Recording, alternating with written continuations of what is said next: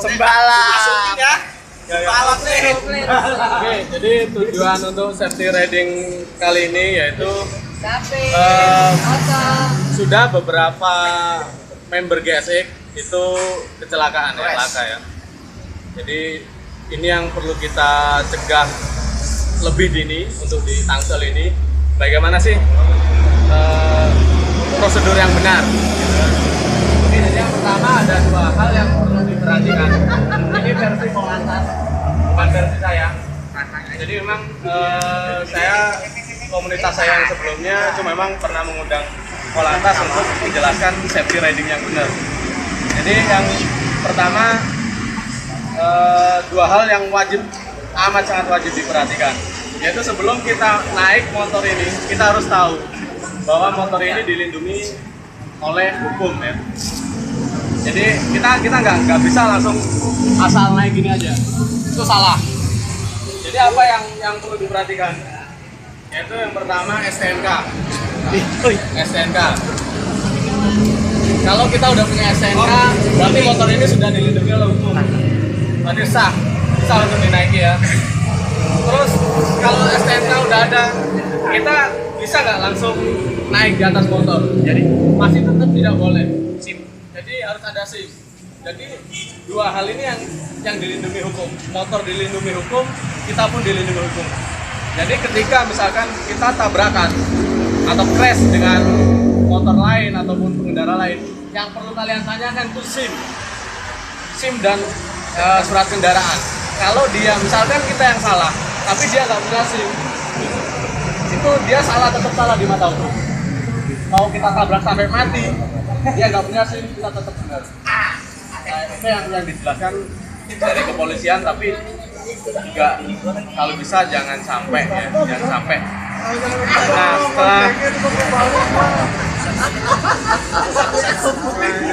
setelah dua hal ini sudah terpenuhi, kita bisa langsung mengendarai motor. Oke, yang pertama, biasanya kalau orang naik motor itu cenderung udah langsung di posisi ini ya. Nah, kontrol kita biasanya kalau rem sama kopling biasanya cuma ada dua ini ya. Kontrol kita itu ada di dua ini. Jadi diusahakan jangan sampai, kadang ada yang pakai rem itu 4-4-nya, ada yang 3, ada yang koplingnya pakai 3. Kalau bisa 2 ini untuk rem, 2 sebelah kiri untuk kopling. Jadi kontrol kita itu masih ada 3 jari. Nah, bagaimana cara pengereman yang benar?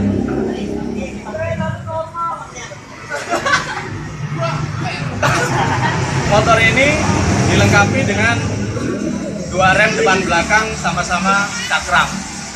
Cakram yang depan itu 70%, cakram yang belakang itu 30%. Jadi untuk pengereman yang benar, usahakan sebelum belokan itu nggak boleh ngerem sebenarnya. Kalau kalian pengen belok, usahakan itu ngerem dalam kondisi lurus sebelum belok. Belajar di corner ini. Jadi sebelum belokan, misalkan kalian terlalu kencang, rem pakai depan dan diimbangi dengan belakang. Jangan sampai ada belokan dikit, karena saya udah pernah istilahnya pernah ngerem dalam kondisi seperti itu, jatuh, crash.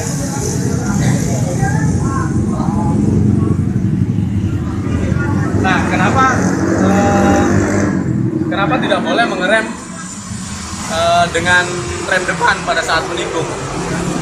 Yang pertama kita harus tahu di sini ada 2 roda depan dan roda belakang ini ada roda penggerak dan roda yang digerakkan. Kita harus tahu depan ini adalah roda yang digerakkan, sementara roda belakang ini terhubung dengan engine melalui rantai ya, itu adalah roda penggerak. Kalau misalkan kondisi kita menikung, kita rem depan, apa yang terjadi? Kita maksa ban depan untuk berhenti sementara roda belakang tetap berjalan, ya, spin jadi ya. Nah, jadi disarankan untuk menikung, misalkan kecepatannya terlalu tinggi, kondisi lurus, pakai rem depan dan rem belakang. Ketika mulai belok, lepas rem depan. Jadi itu lebih aman. Contohkan ya. Di sini om. Ada. Nggak pakai helm om. Itu udah pakai. Sudah putes lagi. Oke. Jadi seperti ini. Ya kita tahu sendiri. Belakang awas. Kalau kita rem depan, belakangnya jadi burnout ya.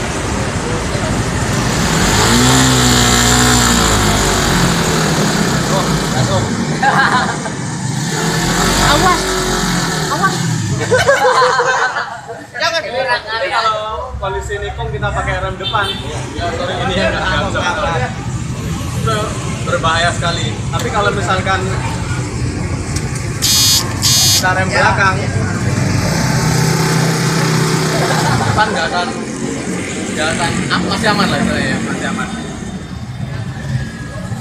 Saya nggak taruh belakangnya om. Nah itu dia, hati. Oke, jadi itu untuk pengereman. Terus apabila mau melakukan cornering, ya diperhitungkan kecepatannya, bannya juga semua yang berhubungan ya. Kalian lebih paham lah. Saya nggak biasa cornering dulu. Oke, jadi itu untuk personal ya. Untuk kelengkapan lainnya paling helm, jaket, sepatu, usahakan selalu pakai. Nah, untuk yang kedua yaitu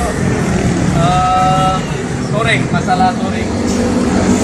Jadi beberapa kasus yaitu ketika yang pertama touring ke Bandung, itu ada laka itu juga crash dengan teman sendiri.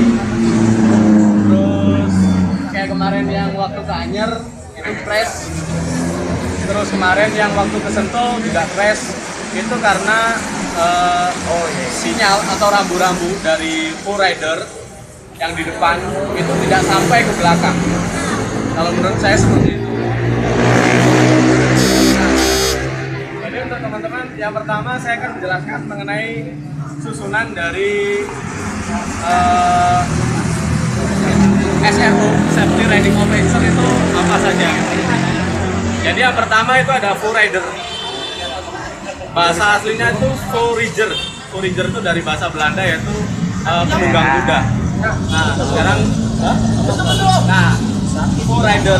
Nah, sekarang jadi full rider. Istilahnya forager itu dari bahasa Belanda. Kalau baca tulisannya om. Sorry. Yes. Nih, oleh. Kopi Pandir.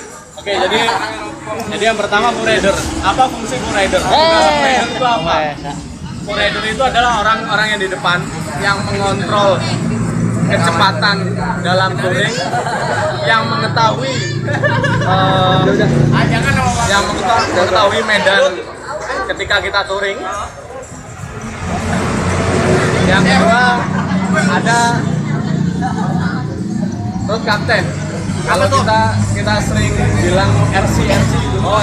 RC itu artinya road captain. Road captain itu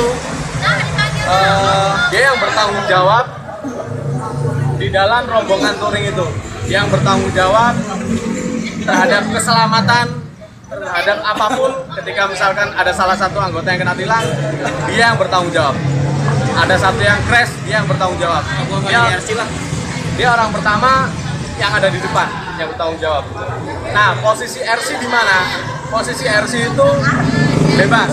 Jadi dia bisa ada di rombongan member, dia bisa di belakang, dia bisa di belakang full rider, jadi bebas. Tapi tugasnya seperti itu. Jadi dia yang bertanggung jawab. Kemudian ada safety officer. Nah, di sini Kita aktif ya. Aktif kita. Jadi dari beberapa komunitas itu kayaknya mengenai full rider, RC, safety officer itu semuanya turunan dari tetua-tetua sebelumnya. Jadi kebanyakan kalau di di komunitas safety officer itu sebagai blocker. Nah, ini yang salah. Betul bloker.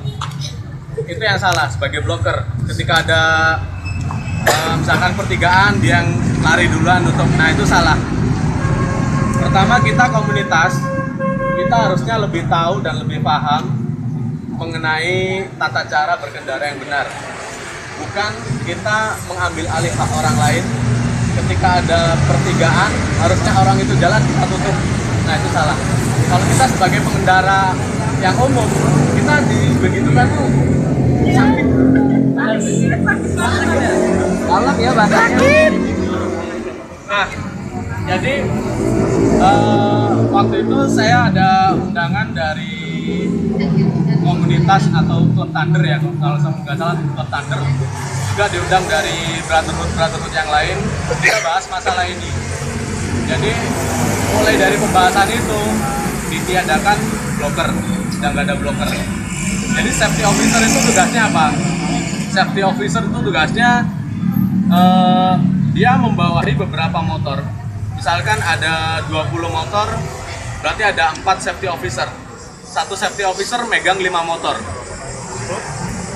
Dia posisinya full rider, safety officer, di belakangnya misalkan ada 5 motor. Kemudian safety officer, di belakangnya ada 5 motor. Jadi 5 motor ini harus tahu safety officernya siapa. Jadi misalkan ada satu, misalkan safety officer pertama itu duluan dan kita ketahan lampu merah, kita harus tahu siapa safety officer kita harus ngikutin dia. Misalkan safety officer kita berhenti, kita harus berhenti, kita harus ikuti safety officer kita. Jadi tugasnya seperti itu. Jadi safety officer dia membawa, karena nggak mungkin full rider itu membawa 50 motor. Harus ada safety officer tiap motor. Nah, kemudian ada di belakang itu ada sweeper. Sweeper itu bisa dibagi tergantung dari banyaknya motor. Misalkan ada 50 motor atau 20 motor lah, 20 motor. Berarti kita bisa bagi dua, sweeper tengah dan sweeper belakang. Tugasnya apa?